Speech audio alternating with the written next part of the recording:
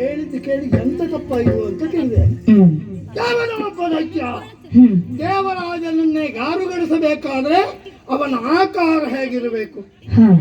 ಇಲ್ಲಿ ಬಂದು ನೋಡ್ತೇನೆ, ಅಂತ ಆಕಾರ ಯಾವುದೂ ಇಲ್ಲ. ಇಲ್ಲಪ್ಪ. ಬಹುಶಃ ಹೀಗಿರಬೇಕು. ಏನು? ಕರಡಿ ಬರುವುದನ್ನ ಕಂಡು ಅವಾಗ ಬಿಟ್ಟ. ಇರ್ಬೋದು ಇರ್ಬೋದು. ಹೌದು. ನಾನು ಹಾಗೆಲ್ಲ ಬೆಂಕಿ ಅಲ್ವಾ? ಹೌದಪ್ಪ. ಬೆಳಕು ನಾವು ಹೋದಲ್ಲೆಲ್ಲ ಕತ್ತಲೆ ಇರ್ತದ. ಇಲ್ಲಪ್ಪ. ಹೌದು. ಯಾರು ಇಲ್ಲ ಅಂತ ತಿಳಿಯುವ ಇದೊಂದುಂಟು. ಇದನ್ನು ಇಮ ಅಂತ ಹೇಳಲಿಕ್ಕೆ ಬರೋದಿಲ್ಲ. ಇಲ್ಲಪ್ಪ. ಹಾಗಂತ ಅದು ಇದು ಅನ್ಲಿಕ್ಕೆ ನಾಲ್ಕಾಲಿನ ಪ್ರಾಣಿ ಅಲ್ಲ. ಏನ ನಿಜವಾಗಿ ಯಾವುದು ಇದೇ ವಸ್ತು. ಈ ಕ್ಷೇತ್ರಕ್ಕೊಂದು ಹೊಸ ಆಯಾಮ ಕೊಟ್ಟೆ ನೀನು. ಹೌದು, ಎಷ್ಟು ಶಬ್ದ ಪುಣ್ಯಾತ್ಮ ನೀನು. ಬಹುಶಃ ಮರ್ಯಾದೆ ಇದ್ದವರಾದ್ರೂ ಹೀಗೆ ನಿಲ್ಲುವುದಿಲ್ಲ. ಅಂದ್ರೆ ಮಾತಾಡುವ ಜೀವಿ ಮನುಷ್ಯ ವರ್ಗ, ಅದಕ್ಕೊಂದು ವ್ಯವಸ್ಥೆ ಅಂತ ಉಂಟು ಅಲ್ವಾ? ನಿನಗೆ ಅದಿಲ್ಲ. ಕೆಳಗೊಂದು ರೀತಿ, ಮೇಲೊಂದು ರೀತಿ, ಸ್ವಂತ ಒಂದು ರೀತಿ. ನನ್ನ ದೇಹದಲ್ಲಿ ಸ್ವಂತ ಕಂಡೇನ ಉಂಟಲ್ಲ, ಪೂರ್ತಿ ಕಟ್ಕೊಳ್ಳಿಲ್ಲ. ಹಾಗಾಗಿ ಕಂಡೆ. ಅದಲ್ಲ, ಎಲ್ಲಕ್ಕಿಂತಲೂ ನನಗೆ ಅತ್ಯಂತ ನಿನ್ನ ದೇಹದಲ್ಲಿ ಆಕರ್ಷಕವಾಗಿ ಕಂಡದ್ದು ಯಾವುದು ಗೊತ್ತಾ? ಯಾವುದು? ನಿನ್ನ ಕೇಶರಾಶಿ. ಅಲ್ಲ ಪುಣ್ಯಾತ್ಮ, ಹುಲುಸಾಗಿ ಬೆಳೆಸಿದ್ದೇನೆ. ಹೊಲಸಾಗಿ ಅನ್ಬೇಡ, ಹುಲುಸಾಗಿ ಬೆಳೆಸಿದ್ದೇನೆ. ನೀರು ಗೊಬ್ಬರ ಹಾಕದೇ ಇದ್ರು ಮಾನವನ ದೇಹದಲ್ಲಿ ಸೊಂಪಾಗಿ ಬೆಳೆಯುವುದು ಯಾವುದು ಕೇಳಿದ್ರು ಕೂದಲು ಮಾತ್ರ. ಎಲ್ಲವರಿಗೂ ಅಲ್ಲ. ಅಲ್ಲಲ್ಲ, ಇರ್ತದೆ, ಕಡೆಗೆ ಹೋಗ್ತದೆ. ಅದೆಂತ ಮಾಡ್ಲಿಕ್ಕೆ ಆದ್ರೆ ಇದು ಬೆಳೆಸಿದ್ದು ಹೇಗೆ? ಹಾಗೆ ನೋಡಿ. ಇಲ್ಲ ಇಲ್ವಾ ಹೇಳ್ತೇನೆ. ಬರೇ ಬೆಳೆಸಿದ್ದಲ್ಲ, ಕಾಡಿನಲ್ಲಿ ಒಂದು ಸೊಪ್ಪು ಸಿಗ್ತದೆ, ಅದು ತಂದು ಅರಿಬೇಕು, ಹಾಕಬೇಕು. ಇದಕ್ಕೆ ಬೆಳಿತ ಅಲ್ಲ, ಇನ್ನು ಮುಂದೆ ಬೇಕಿದ್ರೆ ಇಟ್ಕ. ನನಗಂತ ಅನಿವಾರ್ಯತೆ ಬರಲಿಲ್ಲ, ಬರೋದು ಇಲ್ಲ. ಅಲ್ಲ, ನಿನ್ಗ ಅಮ್ಮ ಗೊತ್ತಾ? ಅವ ಪಾಪಿ ಮಗ. ಯಾರು? 3 ಕಾಸಿನವ. 3 ಕಾಸಿನವ? ಹೌದು. ಯಾರವ? ತೆಗೆದು ಹಾಕಿದವ. ಅಲ್ಲ, ಅವನು ಯಾರು? ಮಾತಿಗೆಟ್ಟವ, ನೀಚ ಆದಮ. ನನಗೆ ಬೈಲಿಕ್ಕೆ, ನನಗೆ ಹಾಗೆಲ್ಲ ಬೈದ ಅಭ್ಯಾಸ ಇಲ್ಲ. ಬೈತೇನೆ. ಬೈತೇನೆ. ಹೌದು. ಯಾರವ? ಮಾಲಿಯ ಎಂತದ ಸುಮಾಲಿಯ ಯಾರವ ಎಂತದ್ದು ಹೇಳಿದ್ನಪ್ಪ. ನಾನು ನನಗೆ ಅವ ಹೇಳಿದ್ದು ಬಂತು ನೋಡು ಸಿಟ್ಟು. ಹಾಗಾಗಿ ಅವನ್ನ ಹೋಗ್ತಾ ಆ ಮಗ ನನ್ನ ಕೈಗೆ ಇವತ್ತು ಸಿಗಬೇಕು. ಸಿಕ್ಕಿದ್ರೆ ನೀ ಏನು ಮಾಡ್ತೆ? ಅವನ ಸುಟ್ಟಾಗ್ತೇನೆ. ಯಾರು? ನಾನೇ. ನೀನು? ನಾನೇ ಆದ್ರೆ ಏನು? ನಾನೇ ಆದ್ರೆ ಏನು? ನೀನೇ ಆದ್ರೆ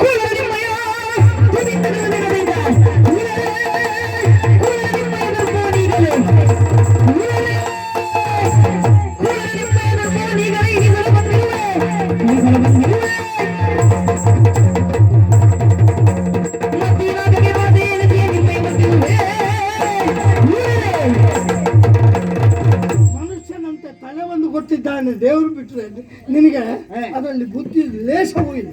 ಹುಡುಗ, ನನ್ನಂತವನ ಎದುರಿಗೆ ಸರಿ ಮಾತಾಡ.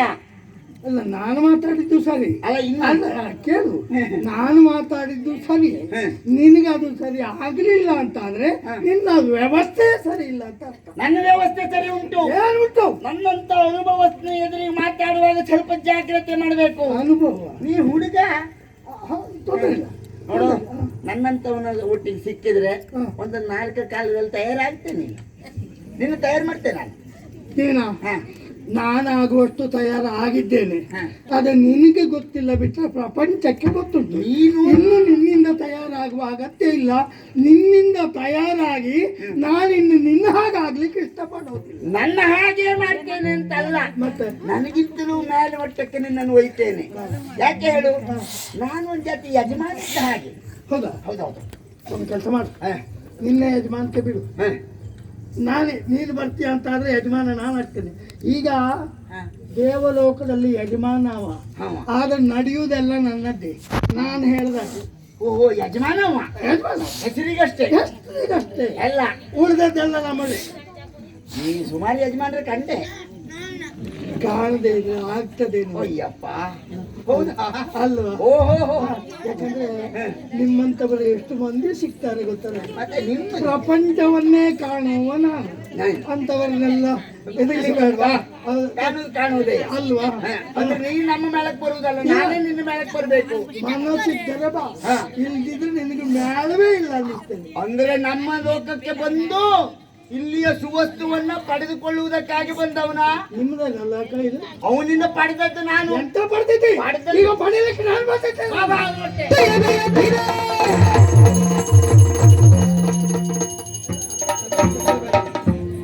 ಗಂಟೆ ಶಬ್ದ ಯಾಕೆ ನಾನು ಕೇಳಲಿಕ್ಕೆ ಆಗುದಿಲ್ಲ. ನೋಡು, ನಾ ಮೇಲೆ ಕೆಳಗಲ್ಲ, ವ್ಯವಸ್ಥೆಯೇ ಬೇರೆ.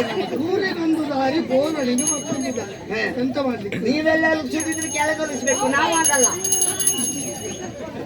ಏನಂತ ಹೇಳಿದೆ? ಎಲ್ಲಾರು ಅಲ್ಲಾಡ್ಸ್ತೀನಿ. ಅಲ್ಲಾಡಿಸ್ತೇ ಶಬ್ದ ಬರ್ತದೇನಾ? ಕೆಲವು ಶಬ್ದ ಬರ್ತದೆ, ಕೆಲವು ಶಬ್ದ ಬರ್ತದೆ ಅಲ್ಲಾಡ್ತ. ಅಲ್ಲ, ಇಷ್ಟು ಮಾಡಿ ಆದ್ರೂ ಹೋಗ್ತೀಯಾ? ಯಾರು ಹೋಗುವುದಾ? ನಿನ್ನನ್ನು ಬಡಿತೇನೆ. ನಾನು ನಿನಗೆ ಆಗ್ತದ?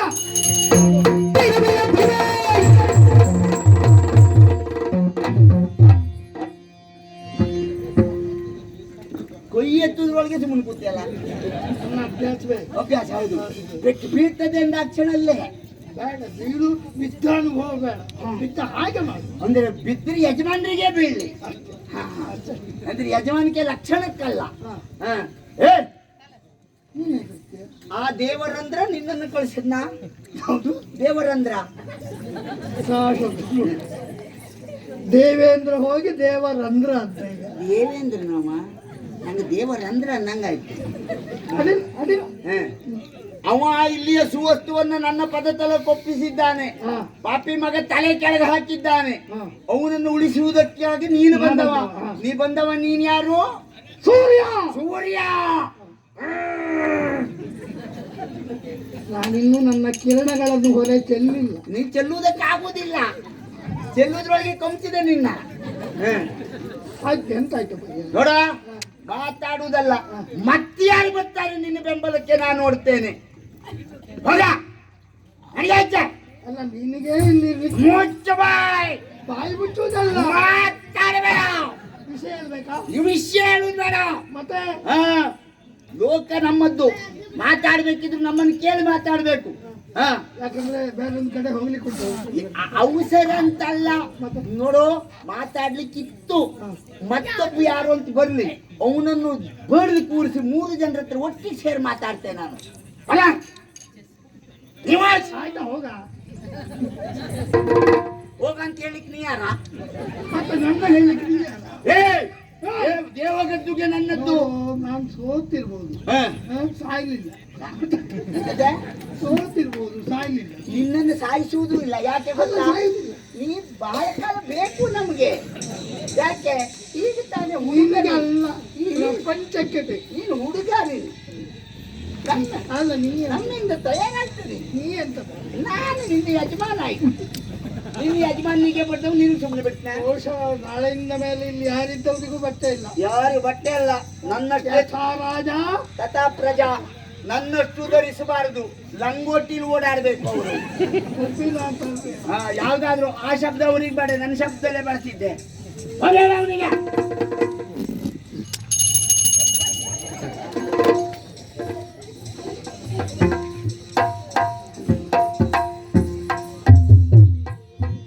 ನಿರೀಕ್ಷೆ ಮಾಡಿ. ನಮಸ್ಕಾರ.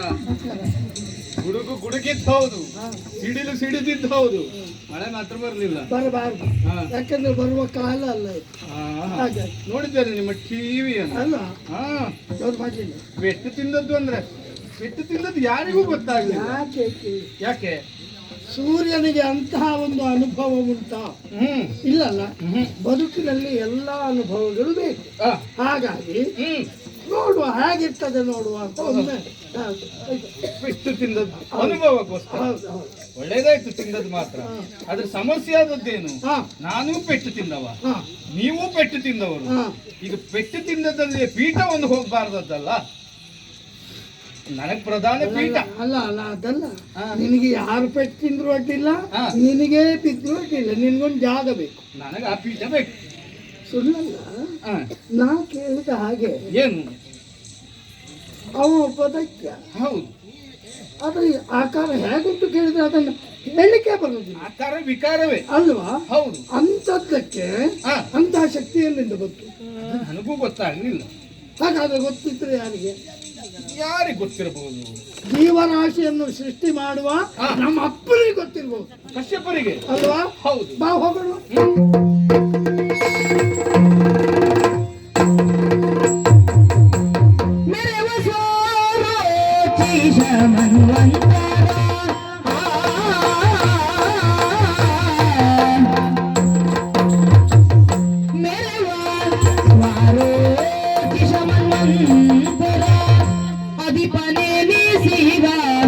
ಕಶ್ಯಪನುತ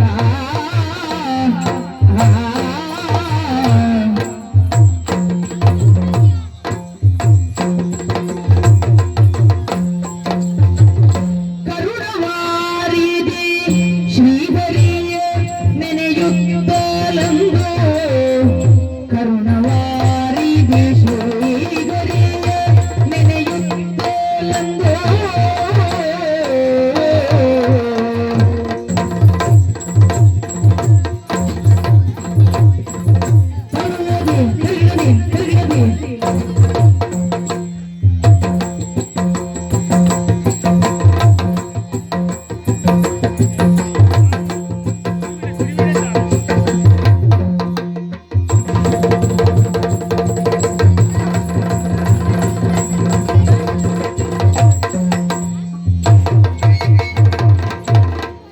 ಕರುಣವಾರಿದೆ ಶ್ರೀಹರಿಯ ನೆನೆಯುತ್ತಲಂದು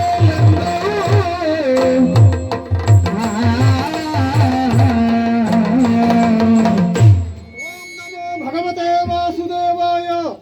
ಶ್ರೀಹರಿ ನೀನೇ ರಕ್ಷಿಸು. ಕಾಲವಿದು ಸ್ವಾರೋಚಿಷ ಮನ್ವಂತರ.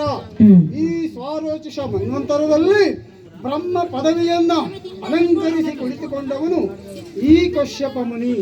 ಹಾಗಾಗಿಯೇ ಲೋಕದಲ್ಲಿ ಕಶ್ಯಪ ಬ್ರಹ್ಮ ಎಂಬುದಾಗಿಯೇ ನನ್ನ ಪ್ರತೀತಿ. ಇನ್ನು ಆ ಶ್ರೀಹರಿಯ ಸಂಕಲ್ಪದಂತೆ ಸೃಷ್ಟಿಯನ್ನ ಮಾಡುವುದು ನನ್ನ ಕಾರ್ಯ. ಈಗಾಗಲೇ ಹಲವು ಪ್ರಾಣಿಗಳನ್ನ, ಪಕ್ಷಿಗಳನ್ನ, ಹಲವು ಜೀವ ವೈವಿಧ್ಯಗಳನ್ನೆಲ್ಲ ಸೃಷ್ಟಿ ಮಾಡಿದ್ದಾಗಿದೆ. ಸೃಷ್ಟಿ ಮಾಡಿದಂತಹ ಅವುಗಳಿಗೆ ಪ್ರಧಾನವಾಗಿ ಆಹಾರಕ್ಕೆ ಬೇಕಾಗಿ ಜಲವನ್ನ ಸೃಷ್ಟಿ ಮಾಡಿದೆ. ಜಲವನ್ನ ಕಂಡಂತಹ ಕೆಲವು ಜೀವ ವೈವಿಧ್ಯಗಳು ರಕ್ಷಮಾಂ ಎಂಬುದಾಗಿ ಜಲವನ್ನ ರಕ್ಷಿಸುವುದಕ್ಕೆ ಪ್ರಾರಂಭಿಸಿದವು. ಅವರನ್ನೆಲ್ಲ ರಾಕ್ಷಸರು ಎಂಬುದಾಗಿ ವಿಂಗಡಣೆಯನ್ನ ಮಾಡಿದ್ದೇನೆ. ಹಾಗೆಯೇ ಕಂಡಂತ ಜಲವನ್ನ ತಕ್ಷಮಾಂ ಎಂಬುದಾಗಿ ಪೂಜಿಸುವುದಕ್ಕೆ, ದೇವತೆಯಿಂದ ಪೂಜಿಸುವುದಕ್ಕೆ ಪ್ರಾರಂಭಿಸಿದವು. ಅವುಗಳನ್ನೆಲ್ಲ ತಕ್ಕರು ಎಂಬುದಾಗಿ ವಿಂಗಡಣೆಯನ್ನ ಮಾಡಿದ್ದೇನೆ. ಹಾಗೆಯೇ ಇನ್ನೂ ಹಲವು ಸೃಷ್ಟಿ ಕಾರ್ಯಗಳು ನನ್ನಿಂದ ಆಗುವುದಿದೆ. ಹೀಗೆ ಸತ್ಯಲೋಕದಲ್ಲಿದ್ದು ನೋಡ್ತಾ ಇದ್ದೇನೆ. ಆ ಕಡೆಯಲ್ಲಿ ದೇವೇಶ ತನ್ನ ದೇವಗಣನವನ್ನೆಲ್ಲ ಕೂಡಿಕೊಂಡು ಈ ಕಡೆಗಾಗಿ ಬರ್ತಾ ಇದ್ದಾನೆ. ವಿಶೇಷ ಏನು ಅಂತ ಕೇಳ್ತೇನೆ. ಹರಿಯ ನಾಮದೊಳಗ ಮುನಿಪ ಕಶ್ಯಪನಿಡೆಗೆ ಸುರಪಾಲ ಮುಖ್ಯರೊಂದಿಗೆ ಚರಣದೆಡೆಯಲಿ ನಮಿಸಿ ನಿಂದಿಯ ಸುರರ ಕಾಣುತ್ತಲಂದು ಅಧಿಕ ದೋಷದೊಳಗ ತರಣನು ತೊಲಗಿಸು ನುಡಿಸಿದನಾಗ ಮನದಿರವಾ. ಬಹಳ ಆಶ್ಚರ್ಯವನ್ನ ಕಾಣ್ತಾ ಇದ್ದೇನೆ. ಇಂದಿನ ದಿನ ಎಲ್ಲ ದೇವಗಣನವನ್ನೆಲ್ಲ ಕೂಡಿಕೊಂಡು ನನ್ನ ಈ ಸತ್ಯಲೋಕಕ್ಕಾಗಿ ನೀನು ಬಂದಿದ್ದೀಯಾ. ಬಹಳ ಒಳ್ಳೆಯದು, ಬಹಳ ಒಳ್ಳೆಯದು. ಹಾಗಂತ ನೀನು ಆವಾಗ ಬರುವವನೇ. ಕಾರಣ ಎನ್ನುವುದು ಎರಡಿರ್ತದೆ. ಒಂದು, ನಿನಗೆ ಅತಿಯಾದಂತ ಸಂತೋಷ ಆದಾಗ ನಮ್ಮಲ್ಲಿ ಹೇಳಿಕೊಳ್ಳುವುದಕ್ಕಾಗಿ ಬರ್ತೀರಿ. ಹಾಗೆಯೇ ಸಂಕಟ ಎನ್ನುವುದು ಬಂದಾಗಲೂ ಅದರ ಪರಿಹಾರ ಮಾರ್ಜನೆಗಾಗಿಯೂ ನನ್ನಲ್ಲಿ ಕೇಳುವುದಕ್ಕೆ ಬರ್ತೀರಿ. ಈಗ ನಿಮ್ಮ ಮುಖವನ್ನೆಲ್ಲ ಕಂಡಾಗ ಕಳೆಗುಂದಿದ ಮುಖ, ಅಂದರೆ ಯಾವುದೋ ಒಂದು ಸಂಕಷ್ಟ ನಿಮ್ಮನ್ನೆಲ್ಲ ಬಾಧಿಸಿದೆ, ಇದನ್ನ ನಾನು ಅರ್ಥ ಮಾಡಿಕೊಂಡಿದ್ದೇನೆ. ಹಾಗಿದ್ದರೆ ವಿಷಯ ಏನು ಅಂತ ಕೇಳಬಹುದಾ? ಅಗತ್ಯವಾಗಿ ದಯದಿ ಲಾಲಿಸು ದೇವ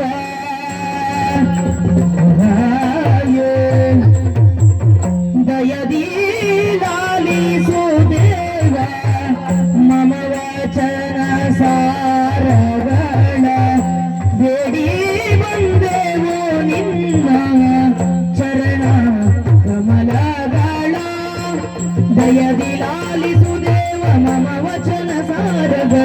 ಬೇಡಿ ಬಂದೆವು ನಿನ್ನ ಚರಣ ಕಮಲಗಳ ಬೇಡಿ ಬಂದೆವು ನಿನ್ನ ಚರಣ ಕಮಲಗಳ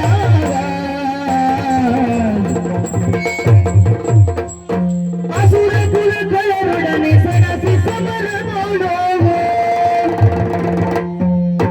ಅಸುರ ಕುಲಗಳೊಡನೆ ಸಣಸಿ ಸಮರಗಳು ಸೋತು ಬಂದೆವು ಇನ್ನು ಸಲಹಿ ಕರುಣಗಳು ಸೋತು ಬಂದೆವು ಇನ್ನು ಸಲಹಿ ಕರುಣಗಳು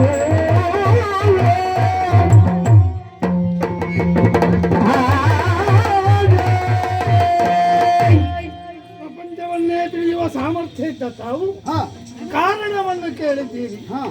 ಒಳ್ಳೆ ಕಾರಣ ಮೊದಲು, ಕಾರ್ಯ ಆಮೇಲೆ. ಹೌದು, ನಾನು ಬಂದಿದ್ದೇನೆ ಎಂಬಲ್ಲಿಗೆ ಬಲವಾದ ಕಾರಣ ಇರಬಹುದು. ಸದ್ಯದ ಸ್ಥಿತಿಯಲ್ಲಿ ದೇವ ಸೇನಾನಿಯಾಗಿ ಲೋಕವನ್ನು ಬೆಳಗುವ ದಿವಾಕರನಾಗಿ ಪ್ರಪಂಚದಲ್ಲಿ ಕಾಣಿಸಿಕೊಂಡವನು ನಾನು. ನಿಜ ಅಪ್ಪ, ದೇವರಾಜನಿಗೆ ಕಷ್ಟ ಬಂದರೆ ಅದರಲ್ಲಿ ಪಾಲ್ಗೊಳ್ಳಬೇಕಾದ್ದು ನನಗೂ ಕರ್ತವ್ಯ. ಹೌದು ಅಲ್ವೋ? ಹೌದು, ಆದ್ಯ ಕರ್ತವ್ಯ ಅಲ್ಲವೇ? ದೇವಸೇನಾನಿ ಅಲ್ವ? ಹೌದು. ದೇವಲೋಕಕ್ಕೆ ದಾನವರಿಂದ ಹಾನಿಯಾಯಿತು. ದೇವರಾಜ ಸೋತು ಹೋದ. ಬಂದವರು ಮಾಲಿ ಅಂತ ಹೆಸರು. ಸುಮಾರು ಬಂದಿದೆ ಗುರುಗಳೇ. ಆಕಾರ ಇಲ್ಲ, ವಿಕಾರ. ಅಲ್ಲಲ್ಲ, ಅದು ಎಂತಂತ ಹೇಳುವುದೇ ಕಷ್ಟ. ಯಾವುದಕ್ಕಾದ್ರೂ ಒಂದು ಆಕಾರ ಅಂತ ಇರ್ತದೆ. ಹೌದೌದು, ಇದಕ್ಕೆ ಯಾವ ಆಕಾರವೂ ಇಲ್ಲ. ಅಂತೂ ಒಬ್ಬ ಹಸುರ ಅಂತ ಹೇಳ್ಬೋದು ಅಷ್ಟೇ.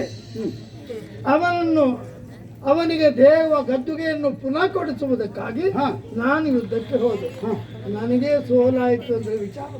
ಈಗ ದೇವೇಶನಿಗೆ ಸೋಲಾಯಿತು, ನಾನು ಹೇಳಿದ್ದೆ. ನೀನು ಹೌದು, ನಿನಗೂ ಸೋಲಾಯಿತು, ನನಗೂ ಸೋಲಾಯಿತು, ಇಬ್ಬರಿಗೂ. ಅಂದ್ರೆ ಏನದು? ಸರಿಯಾದ ವ್ಯಕ್ತಿಯಿಂದ ಸೋಲಾಗಲಿ ಗೆಲುವಾಗಲಿ, ನಾಳೆ ಇಂಥವ ಅವನಿಂದ ನಾನು ಸೋತೆ, ಇಂಥವನನ್ನು ನಾನು ಗೆದ್ದೆ. ಹೌದು, ಇದು ಎಂತದಂತ ಹೇಳಲಿಕ್ಕೆ ಇಲ್ಲ. ಹಾಗಾದ್ರೆ ಏನದು? ಯಾಕೆ ಅದು ಯಾಕೆ ಹಾಗೆ ಅಂತ ಅಲ್ವಾ? ನಮ್ಮ ಕಥೆಯನ್ನು ಕೇಳಿದ್ರೆ ನನಗೇನು ಅನಿಸ್ತದೆ ಗೊತ್ತುಂಟ? ಹೇಳಿ.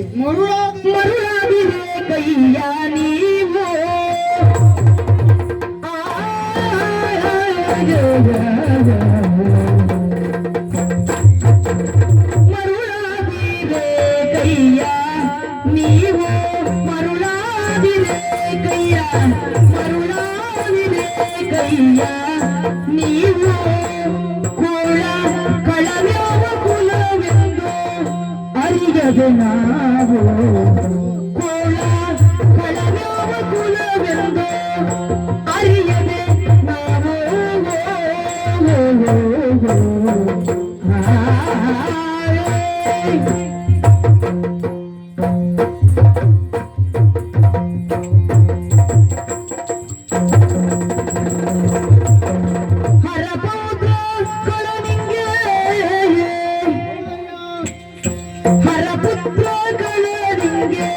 ವರವಿದ್ದ ಬಗೆಯ ಹರಪುತ್ರ ಕಳನಿಗೆ ವರವಿದ್ದ ಬಗೆಯ ಬಲುಗುಟ್ಟಿ ನೋಡಿಗಲೇ ಬಗೆಯುತ ಕೃತಿಯ ಬಲು ಗುಟ್ಟಿ ನೋಡಿಗಲೇ ಬಗೆಯುತ ಕೃತಿಯ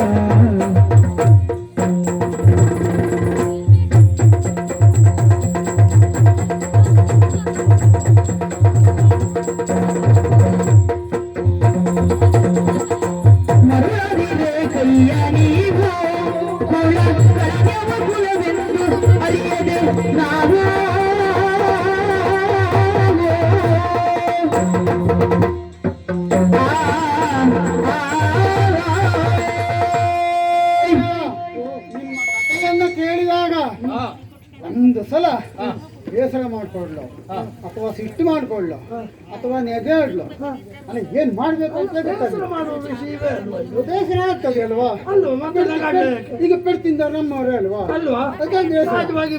ನಗೆ ಬರ್ತದೆ. ಯಾಕೆ ಹೀಗೆ ಗೊತ್ತಿದ್ದು ವಿಚಾರ ಇದು ಪೆಡ್ತಿಂದ್ರಲ್ಲ ಅಂತ ನಗೆ ಬರ್ತದೆ, ಒಂದು ಸಿಟ್ಟು ಬರ್ತದೆ. ಯಾಕೆ ಯಾಕೆ ಅಲ್ಲ ನಿಮ್ಮಂತವರು ಹೀಗೆ ಮಾಡುವುದು ಅಂತ ಎಲ್ಲದು ಒಂದೇ ಸಲ ಬರ್ತದೆ. ಕೆಲವೊಂದು ಗುಡ್ಸೆಲ್ಲ ನೀವು ಹೇಳೇ ಕೊಡ್ಲಿಲ್ಲ ಗುರುಗಳೇ.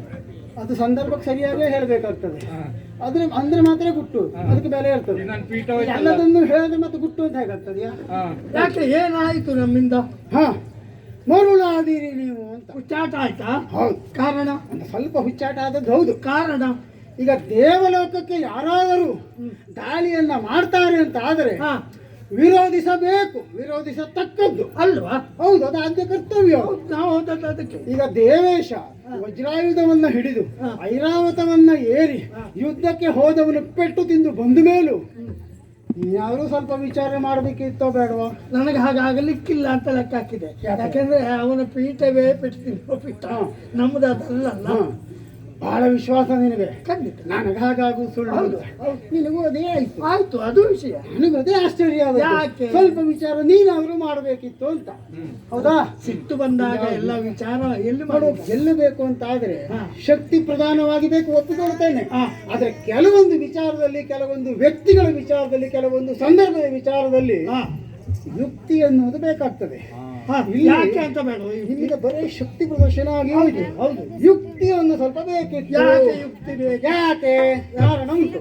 ಈಗ ಮಾಲಿ ಎನ್ನುವ ನಮಗೆಲ್ಲ ಗೊತ್ತಿದ್ದವನೇ. ಹೌದು ಅಲ್ವಾ? ಹೌದು, ನಮಗೆಲ್ಲ ಗೊತ್ತಿದ್ದವನೇ ಮಾಲಿ.